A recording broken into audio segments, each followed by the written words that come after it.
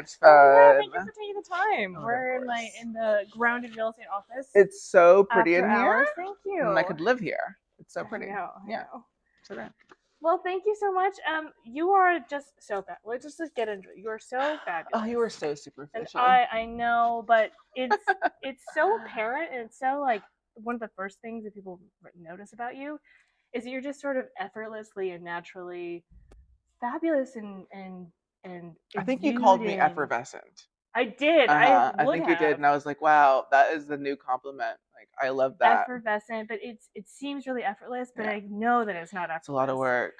But you just you carry this grace with you, and grace about you. Yeah. Tell me where that came from. Have you always been this amazing? No. This is a whole personal growth, really. I mean, I think it really, like, self-care to me is more than just skincare and products. Yes. I mean, initially it was in my 20s. I was just like really obsessed with getting. We're the same age. We're 34, 36. I'm 36. Okay, we're the same, Love that. Same age. Love that. Self-care to me, like, a lot of people think like, oh, they're just being like self-indulgent, doing treatments and skincare and products. It's more than that. I mean, again, like I was saying, in my 20s, it really was very self-absorbed. But as I got older, it turned into more of not spirituality, but more on like how I take care of myself and my routines and my rituals. Yes. Like, my favorite ritual right now has nothing to do with my walks, my daily walks. Like, I wear a weighted vest. Every day? A weighted vest. You walk with me sometimes. But you do that every day?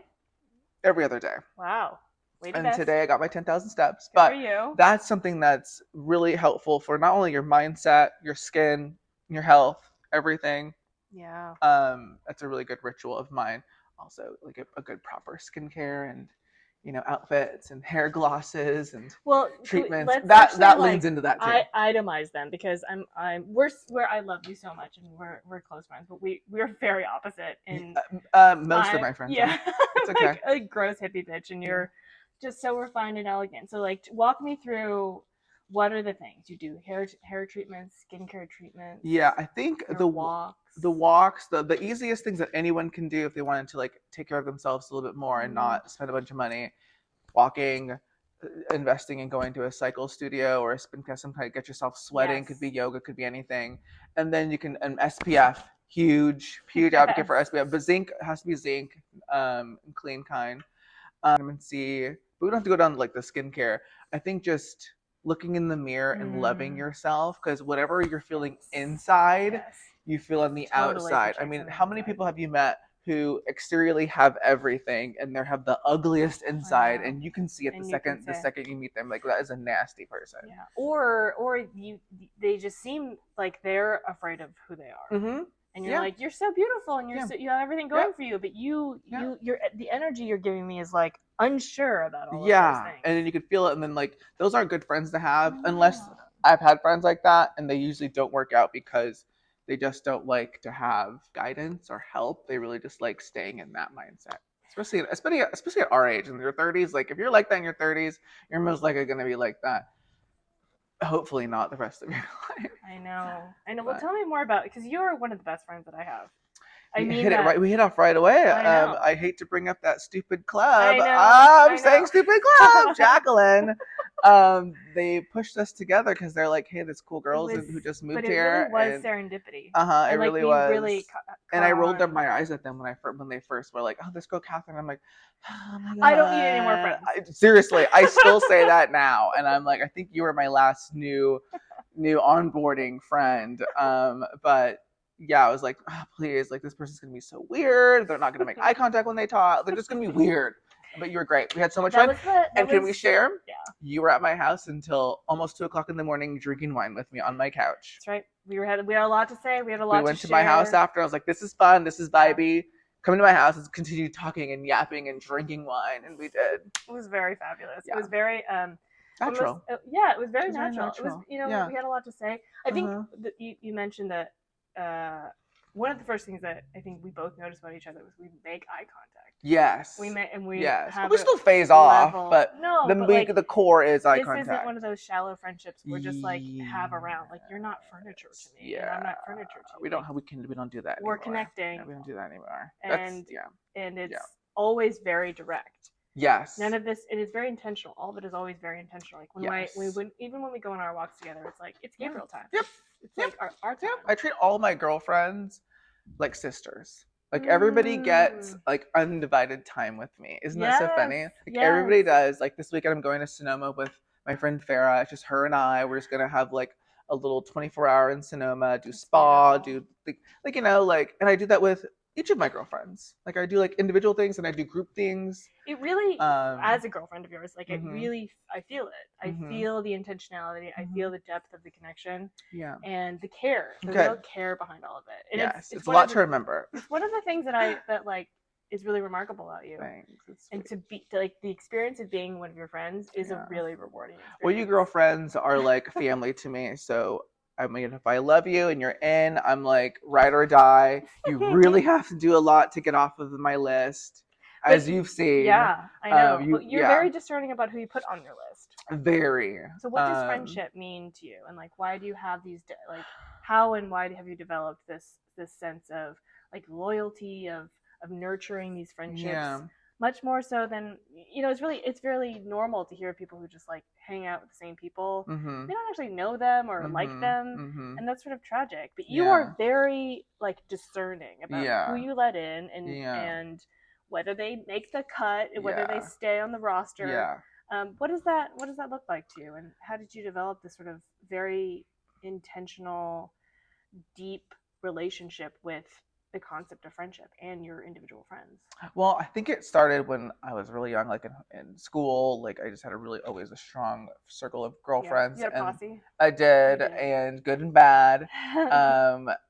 Let's just say I don't have when we go to that, I did not have a sad story in high school. I was not bullied. I was not anything. I had a really good good shelter of girlfriends that made sure that would never happen. And I was a big mouth. I'm big mouth now and big mouth then.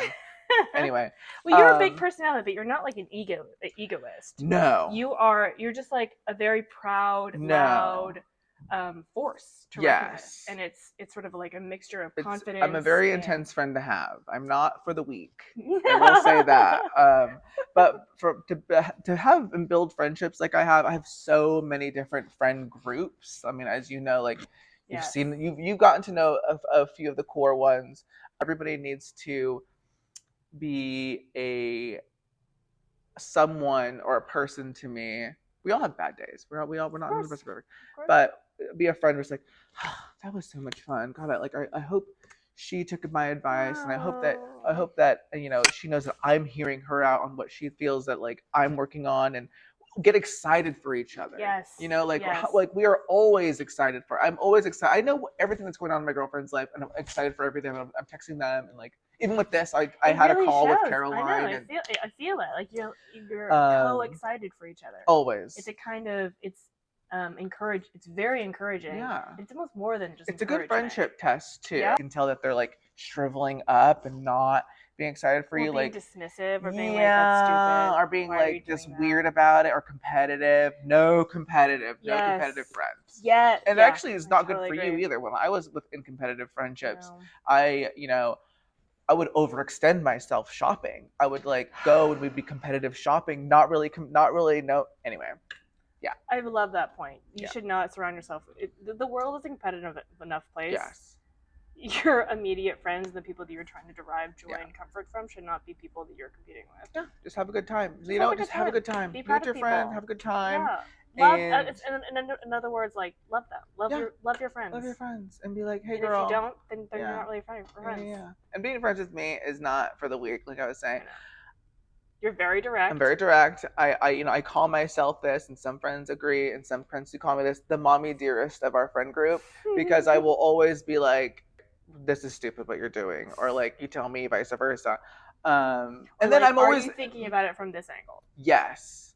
And like, and I feel like I'm a really good discerning friend for you to turn to if you have like a style advice. And it's not, and I'm never going to be like, buy all of this. And we're like, hey, like, we'll make this make sense. What we have, and vibes and excitement, what they should wear on their first date, or what they wear in their interview, or whatever. Like, that is, I'm always there. Well, you do have really amazing style. And tell me about how you became this incredible person. Like, is it your own personal development? Yes, personal development really came from, well, I've been with my partner for 16 years. I think a lot of growth happens with that. Yes. And he's helped me a lot with that. I mean, having a grounded partner that sees you through good, bad, and ugly, and then back to ugly, and then back to good again is great. Yeah. I didn't drink alcohol for 11 years. I quit drinking from like age 21 to 32. Wow. And during that time, I just wanted to like learn how to self-regulate my emotions, like learn my triggers, learn what really gets under my skin, learn patience with people around me, because I was a very reactive teenager and a very reactive 20-something, and then I was like just a firecracker, but like not a fun firecracker, like a dangerous one, like gonna get themselves in trouble. Anyway, 11 years, I learned a lot of just adulting, or like a lot of like that, and having probably a partner helped to have that kind of stability. Like you were on a mission you were on a mission to be alcohol free for that time. You were with your partner, and you were also exploring how that made you feel. How it led you to better decisions. Like a ton of better decisions. Nurtured friendships a lot more. Built some really great ones on that. I feel like I really started to blossom when I started doing Instagram in 2015. I'm late to the game. I was 25. And the only reason that I started my Instagram, it was late because a lot of people were already doing it for like 4 or 5 years already. The only thing I wanted to do is because I went to on my first like international trip to France, and we were there for a month, and I was like, oh my God.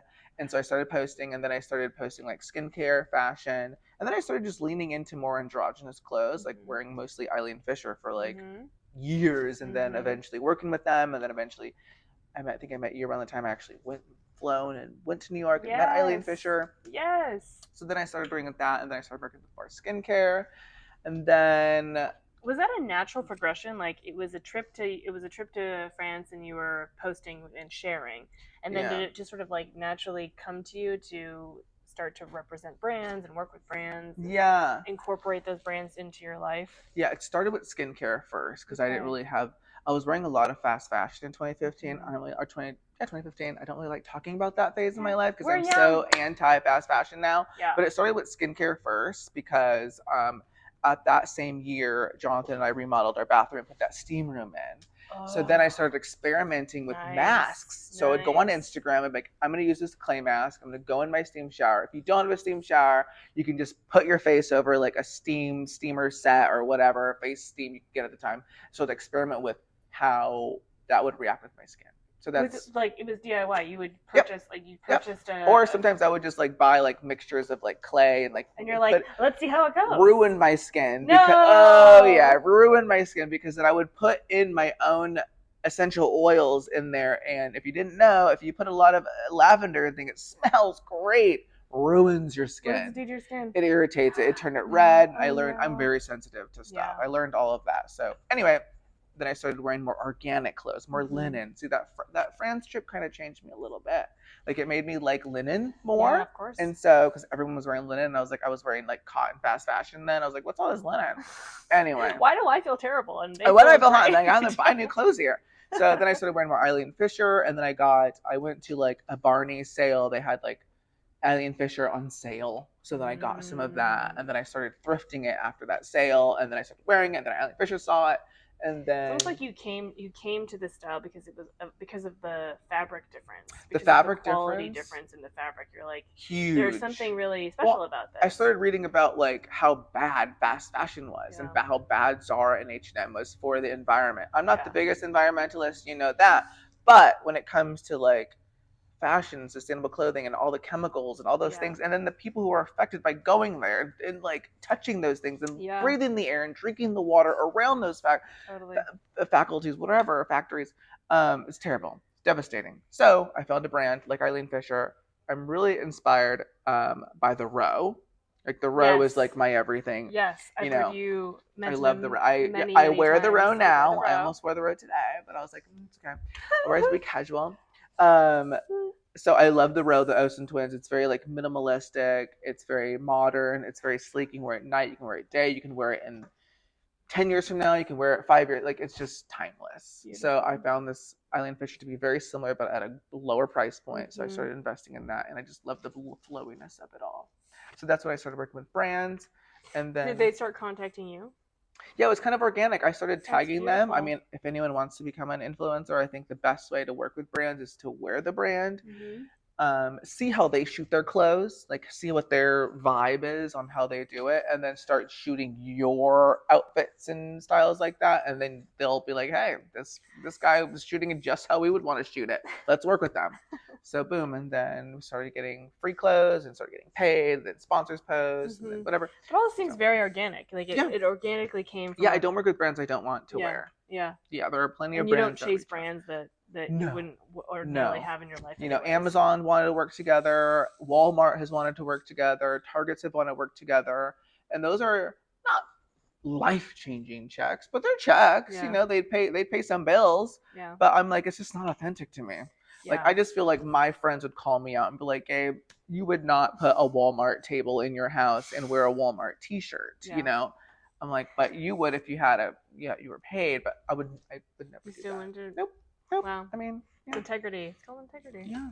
Don't want that. Amazing. You were very true to yourself.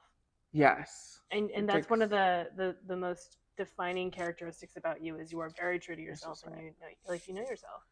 Yeah. That's so refreshing. So many people don't or are unsure about it or are always sort of in flux.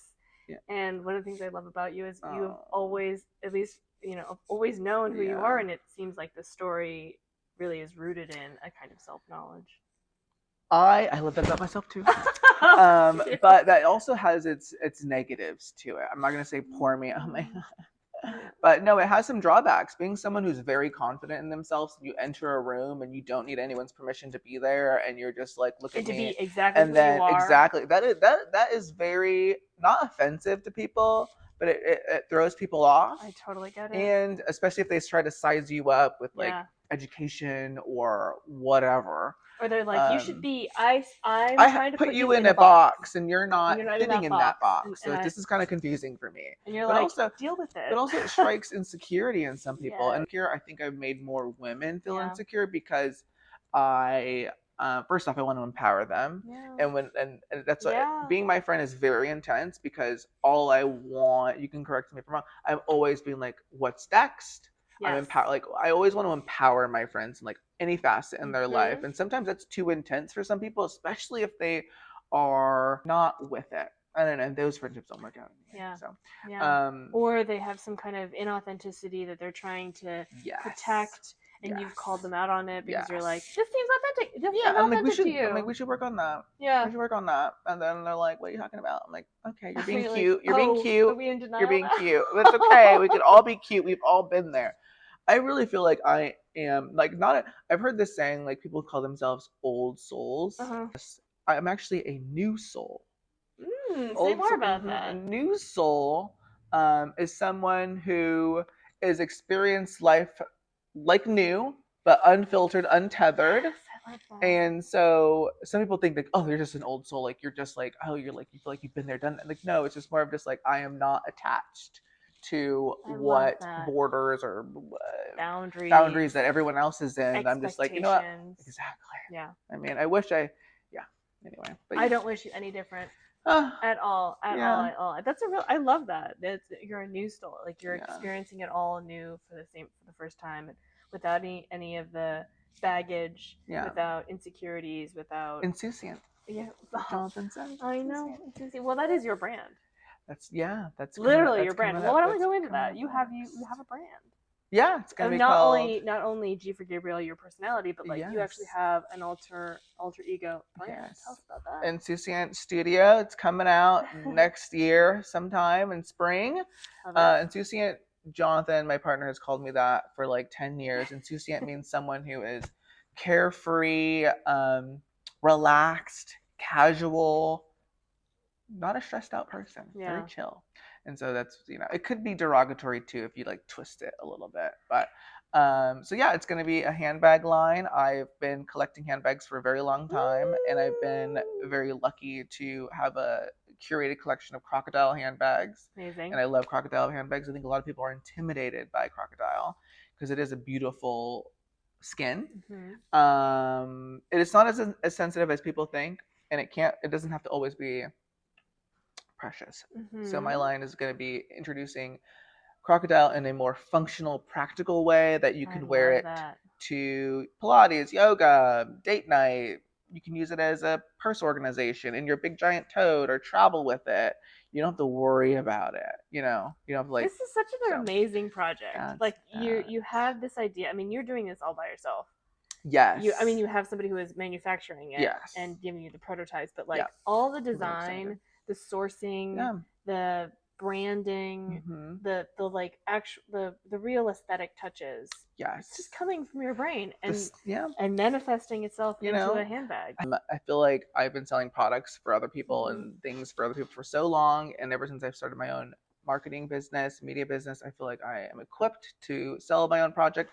Since I really am obsessed with handbags, I'm lucky enough to curate my own collection of crocodile handbags. A lot of people are intimidated by crocodile skin. They just feel like it's really expensive, and which it is sometimes, or most of the time, but and not functional and not practical. And it is practical for every day, and it is practical for everyone to own. I love that you're challenging those conventions. Like, that's too precious of a thing for me. I can't partake in it. I wouldn't even know how to. It's another.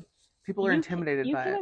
You can incorporate luxury into your life. If it's something that you like and you want to have in your life. It's gorgeous. Who's stopping you except you? I don't want to emboss crocodile. Get that away from me. I want the real thing. And mine is French crocodile. Papyrus. Papyrus crocodile from France. We're so proud of you. So, I'm so proud of you. Spring of next year.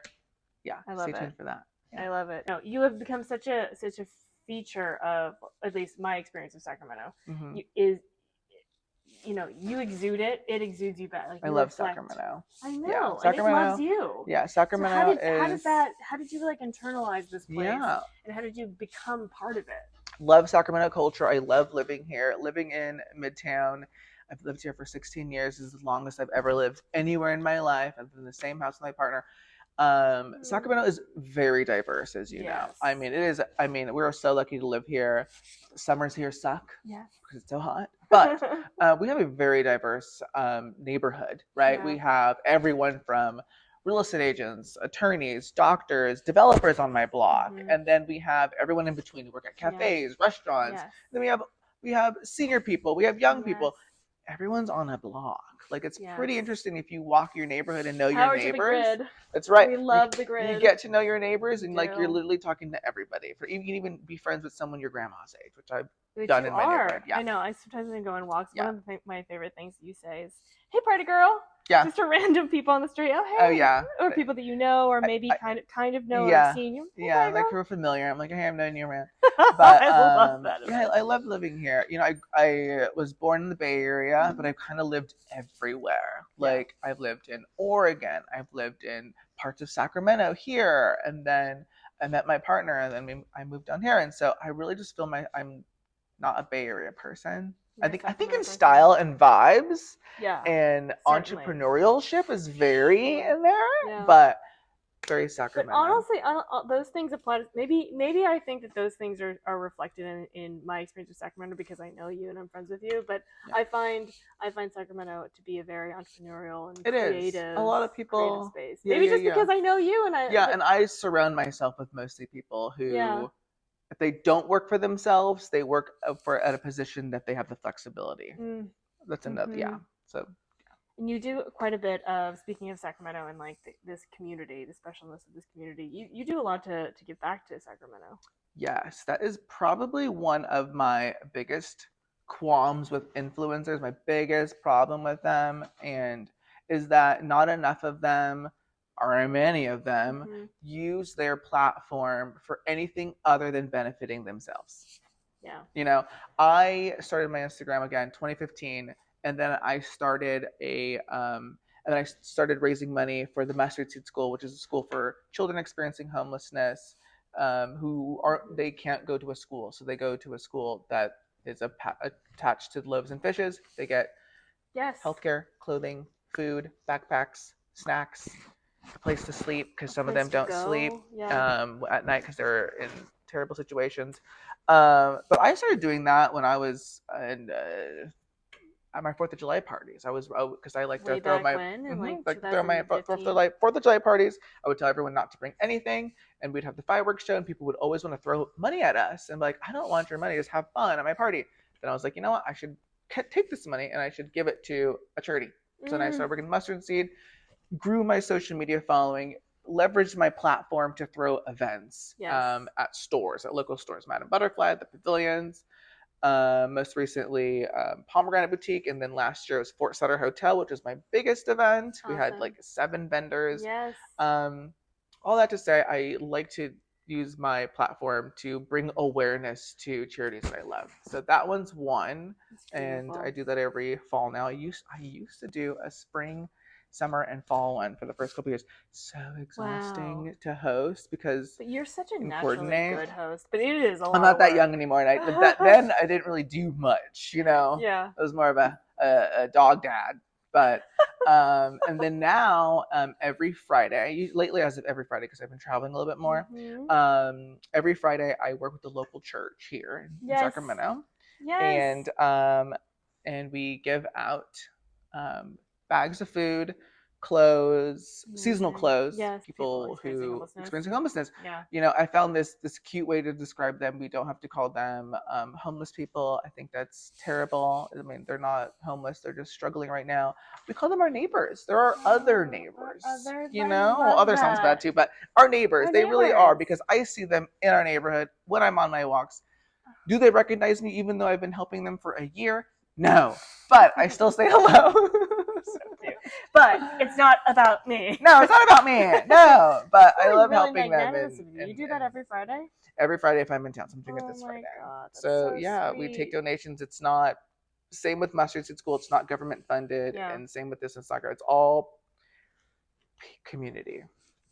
I love that. So, and I love that you regard them as neighbors, because you're doing it. It sounds like you're doing it because you want to help your neighbors, not because there's any ulterior motive. Yeah. It's just like, it makes living here more pleasant and you feel more rooted. It makes them feel like seen and heard because I listen to them. Absolutely. And then they feel like I take requests. Like if some people need specific things, some of us in the team will be like, okay, who wants to get this for this person today?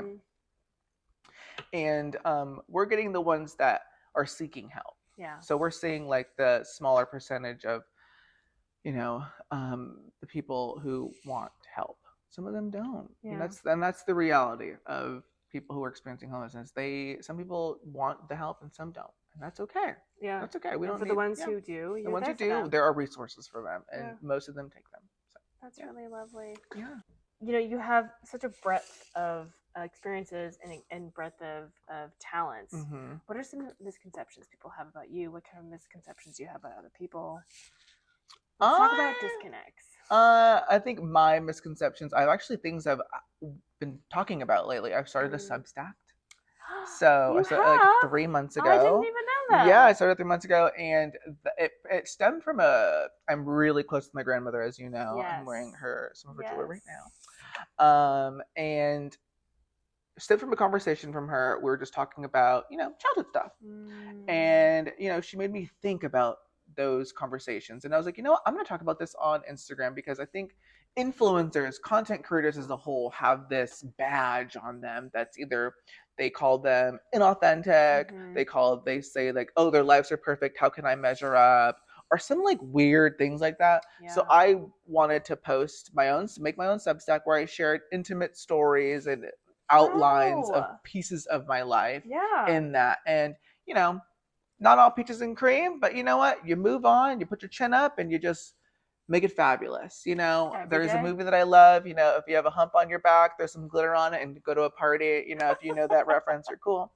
But those misconceptions are that, like, as content creators and myself, you're like, oh, this person thinks they're a goody two shoe, or oh, they're so self-absorbed. Yeah. They think they've got it all figured out. I think they all got it figured out, and I don't. And I like to inspire people through my Substack now, through my philanthropy, through you do inspire that stuff. So I try to just like keep it cool. We're in Sacramento, we're not cool.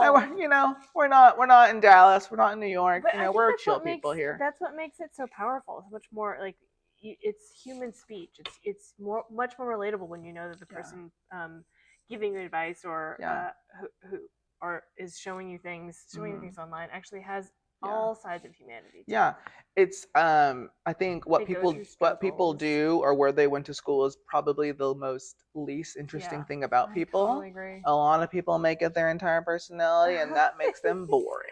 Okay, Yes. It's what you do for your community around you. Yeah. Having the personality that I have, me. People want to say, "Oh, that person's just so self-absorbed. They're so obnoxious or so." I'm like, no, actually, like. No. I'm not. I'm actually just having fun right now, being myself. And also, but if you know me, you know that I'm not that way. Not at all. No. You're one of the most giving and caring people that I know. So I just feel like everyone should be doing something. I mean, if people are too busy to volunteer, which a lot of people can't, just donate. Just donate. You don't have to flash your check. Obviously, you don't have to be gauche, but you can just be you can know. Just having it feels good. It feels good. Totally. Have an awareness of it and have some desire to participate in whatever capacity you can. Yeah. And make it part of who you are and how you engage with your days, with your weeks, with your days. I think that's just so important because all of us have a compassionate child in them that really just wants to make everyone comfortable and happy, but also that child needs to be loved and seen. Exactly. Yeah. And I feel like if you build your friendship circles around positivity, authenticity, and being supportive for your friends, having one-on-one time with them, having phone calls with them, having mundane fun with them, where it's just like, I'm just talking to you and I'm just going to go pick up my dry cleaning. What are you doing? So. You're so sweet about that. Sometimes I'll get audio messages from you and it'll just be like that. Mm-hmm. And I'm just like, okay, I'm going to shut up now. What are you doing? Okay, bye. But it really feels the experience of being your friend, of being part of this, the way that you live your life is so rewarding because I can feel the care in it and all of it. Yeah, I think also having I love my friends. Yeah, you guys are my family, and Jonathan is also my family. But I also feel like I like to preach relationship advice a little bit sometimes. Being with Jonathan, I feel like I can. But your partner cannot be everything for you. Your partner cannot be everything for you. I think if I can give relationship advice, whatever, is build friendships around you that can be supportive in each facet of your brain because we all have different interests. You remind me that I love woo-woo things. I love talking about spirituality, and I have a friend that all I do is talk about numbers with her. We talk about angel numbers. We talk about dates. We talk about our astrology, our rising, our moon. And then I have other friends who are like, oh, we just want to talk about being cute as hell, talking about what we're doing to our face, what we're doing, and then being honest with each other and looking at what they're really interested in fashion. But then we can also talk about real things too, like what's going on in their life personally and professionally. Exactly. Yeah, what's hard. Balancing that so it's not a completely superficial relationship, And then other friends are just like your kickback friends where it's just like you really just talk about everything and nothing at the same time. That's kind of what all my friends turn into. We know and we feel it. Yeah. It brings so much joy to me. It brings so much joy to the experience of why not?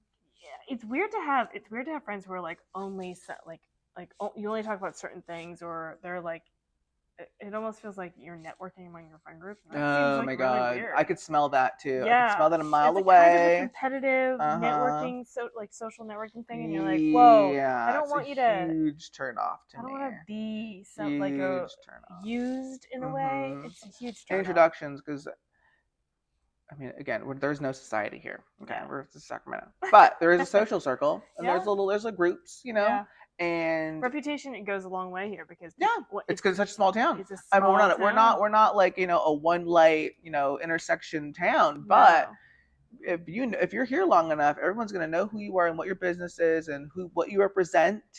And what you say. Are you good people? Are you good people? And if you're co-signed by somebody socially, this person, you're automatically into, again, this is into like, accepted into the group, Yeah. And some people But like if to you screw that up, and some people like to abuse that, and they like to like benefit themselves financially or campaign wise.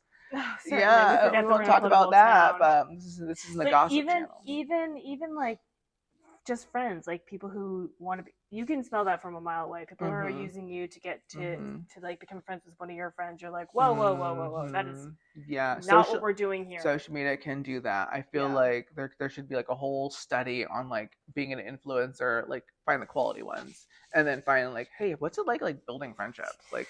Because like they see your entire life, but you don't know anything about them. If you're a micro influencer, a micro person, and then people, so it's kind of weird when you sit down and you meet people and like they know everything about you, but you know nothing about them. There's a really interesting distinction here. You're both popular and a really good friend. Yes. There are probably many people who are very popular but like not very good friends, but you're both. Yes.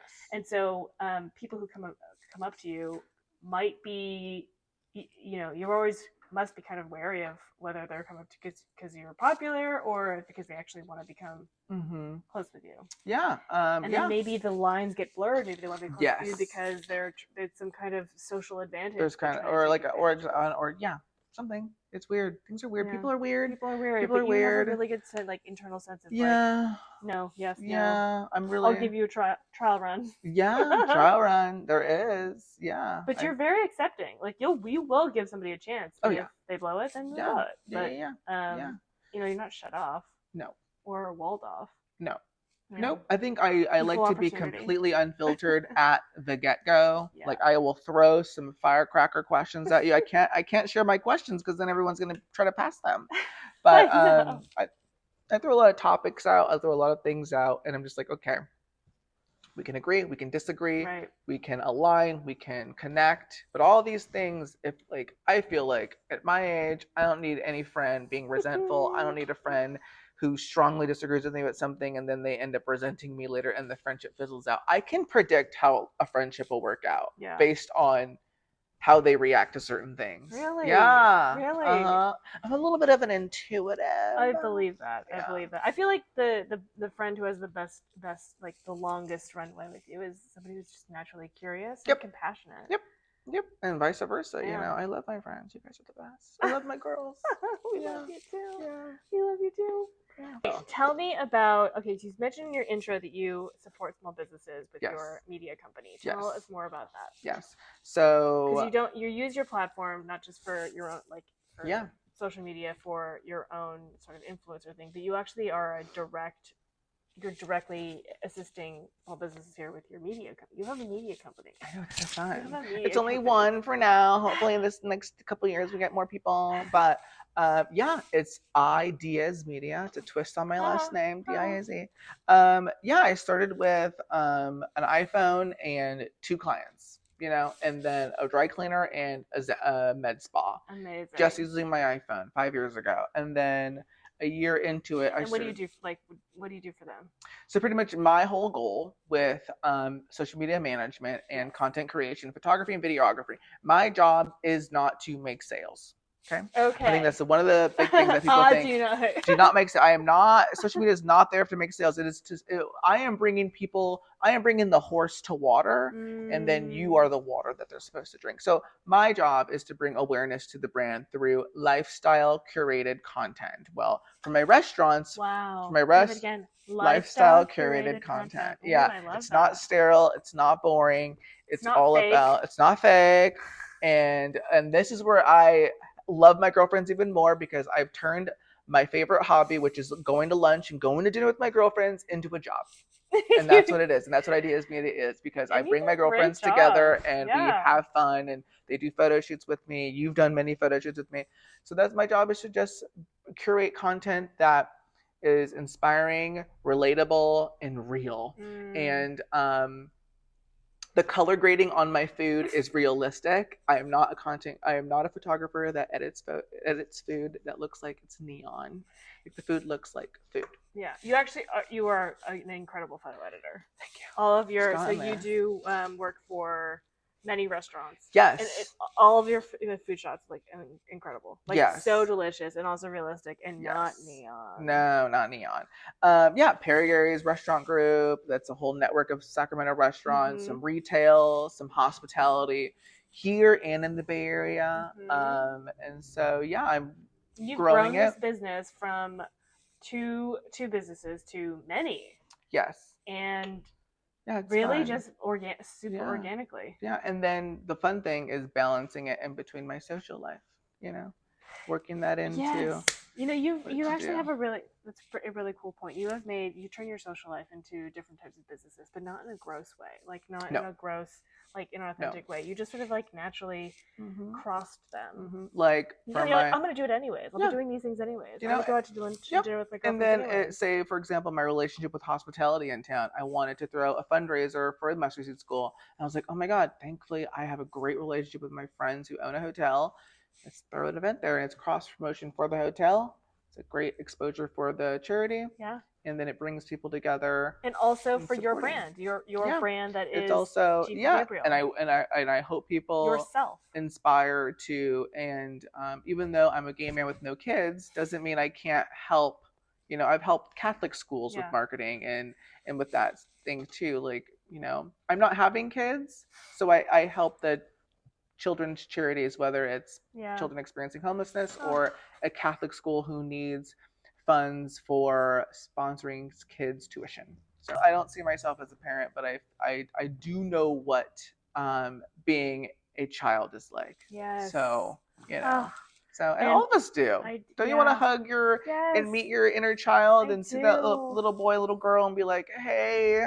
Gonna be okay. Everything's gonna be okay, and look at us, like we are so fun and cool, and like you will have the things that you want, and you will get the partner that you want, and feel love, and you will feel seen. And you know what? Manifestation is real. Totally, it's real. Totally. Yeah. I love that. I think that you are just delightful. Love you so much. I love you so much. I'm so proud of you doing this. This Thank is so great. you. This is so great. Do you like talking about these things? Yeah, it was so fun. Thank you.